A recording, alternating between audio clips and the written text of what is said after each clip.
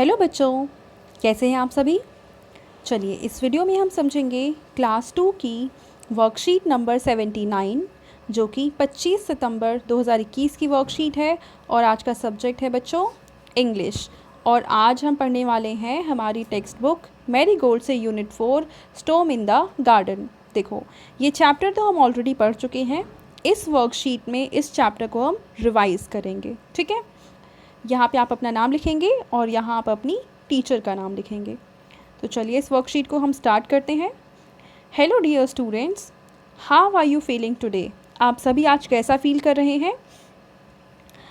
Let's meet सुनु सुनु and his friends again by reading the story storm in the garden. तो हमें क्या करना है, ये जो स्टोरी थी स्टॉर्म इन द गार्डन इसको एक बार दोबारा से पढ़ना है।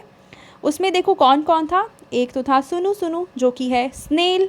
स्नेल आपको पता है कैसा होता है, वो कुछ ऐसा होता है, एक कीड़े की तरह की उसकी स्ट्रक्चर होती है और उसके ऊपर एक कवर होता है। ठीक है, ऐसे तो और होता क्या है कि कभी भी अपने आप को प्रोटेक्ट करने के लिए पूरा स्नेल अपने कवर में छुप जाता है जिससे कोई भी इसे नुकसान ना पहुंचा सके।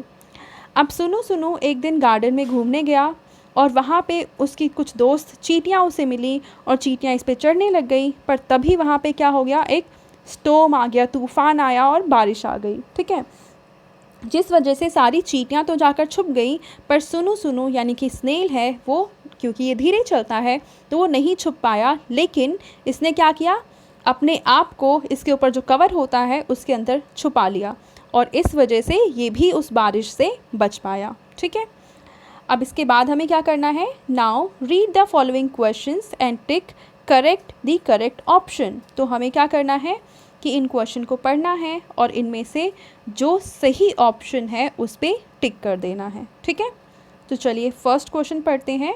डिड सुनु सुनु गेट वेट। वेट का मतलब होता है गीला होना। तो क्या सुनु सुनु यानी स्नेल है वो गीला हुआ था, तो वो गीला नहीं हुआ था क्योंकि उसने अपने आप को अपने कवर के अंदर छुपा लिया था। तो करेक्ट ऑप्शन है ऑप्शन बी, नो। फिर इसका अगला क्वेश्चन है, हु वॉज सुनु सुनु विजिटिंग। सुनु सुनु किसको विजिट करने गया था, किससे मिला था वो गार्डन में, तो वो मिला था आंट्स से, चींटियों से। तो करेक्ट ऑप्शन आ जाएगा ऑप्शन बी। नेक्स्ट क्वेश्चन है, how does the crow talk. Crow किस तरीके से बोलता है, आप सबने देखा होगा अपने आसपास, इसकी आवाज़ भी सुनी होगी कि जो कौवा है वो बोलता है का का। ठीक है, अब हमने ए, बी और सी पार्ट सॉल्व कर लिया। अब हम हल करेंगे इसका ऑप्शन पार्ट डी। ठीक है, इसमें हमें कहा है tick correct the picture which shows the correct position of the cat for the given sentence. यहाँ पे एक हमें सेंटेंस दे रखा है, वो सेंटेंस इनमें से किस पिक्चर के लिए सही है वो बताना है। तो देखिए सेंटेंस है, the cat is behind the door. जो बिल्ली है वो डोर के पीछे है। तो देखो फर्स्ट ऑप्शन में जो ये कैट है वो एक टेबल के नीचे है, तो ये करेक्ट ऑप्शन नहीं होगा। सी पार्ट में जो ये कैट है वो एक बैग के ऊपर बैठी है, ये भी करेक्ट ऑप्शन नहीं है क्योंकि सेंटेंस में कहा हुआ है कि जो बिल्ली है वो दरवाजे के पीछे है। तो करेक्ट ऑप्शन हो जाएगा ऑप्शन बी, क्योंकि यहाँ देखो एक दरवाज़ा बना हुआ है और इसके पीछे एक कैट बैठी हुई है।